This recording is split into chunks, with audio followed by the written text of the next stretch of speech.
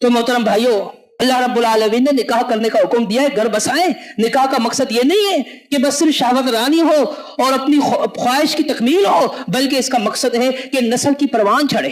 بری تدبیریں نہ کریں، برا مت سوچیں ان کو کھلائے گا کون، ان کو پلائے گا کون؟ جو آپ کو کھلائے، جو آپ کو پلائے گا وہی ان کو بھی کھلائے گا پلائے گا۔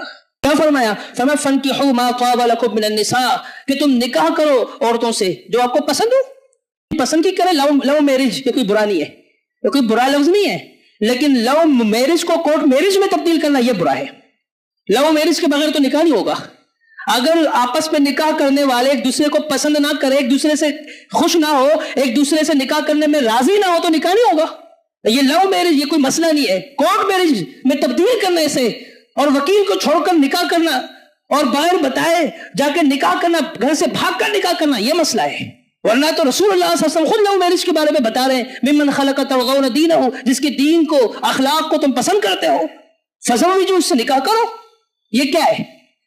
کیا فرمایا کہ ایک نظر اس کو دیکھو، پسند آتا ہے نہیں؟ اس کو دیکھا ہے؟ کہا نہیں، کہا جاؤ دیکھ کر آؤ، صحیح مسلم کی حدیث ہے، فانظر الیہا، جاؤ ایک نظر دیکھو، پسند آتا ہے نہیں؟ ایسا نہیں کہ ذہن کے اندر پتہ نہیں کیا کیا سوچا ہو، جب سامنے کہو کہ میں تو کچھ اور ہی سوچا تھا، یہ کیا نکلی؟ فرمایا فانکحوا ما طاب لکم، اور فرمایا وانکحوا الایام، اور تم نکاح کرواؤ، فانکحوا نکاح کرو، وانکحوا نکاح کرواؤ۔ ایاما کا، یہ ایاما کا معنی کیا ہوتا ہے؟ ایاما، ایمن کی جمع۔ اب اس کا معنی یہ ہے کہ وہ جو بے نکاح بیٹھے ہوئے ہیں، وہ جو بے نکاح بیٹھی ہوئی ہے، اس کا یہ مطلب نہیں جو کوارے ان کا نکاح کرواؤ، اس کا یہ مطلب نہیں جو کواری سے ان کا نکاح کرواؤ، نکاح ان کا بھی کرواؤ، لیکن اس کے اندر ایاما کے اندر وہ جس کا نکاح ہو گیا ہے لیکن گھر تباہ ہو گیا، طلاق ہو گئی، یا بیوی فوت ہو گئی، کوئی حادثہ پیش آیا، آگے آپس میں نہیں چل سکا ان کا رشتہ، یا وہ عورت جس کا نکاح تو ہو گیا تھا، وہ کواری نہیں، وہ سیب ہے، لیکن شوہر نے طلاق دے دی، یا اس نے خود خلا لے لی بیزار ہو کر، ان کی آپس میں بن نہیں پائی، یا چند عرصے بعد شوہر جو ہے نا وہ دنیا سے چلے گئے۔ ہمارے ہاں کیا ہوتا ہے؟ سب سے زیادہ برا سمجھا جاتا ہے بیوہ عورت اگر دوبارہ کہیں شادی کرے، سب سے زیادہ معاشرے کے اندر برا سمجھا جاتا ہے۔ اور بھائی کیا مسئلہ ہے؟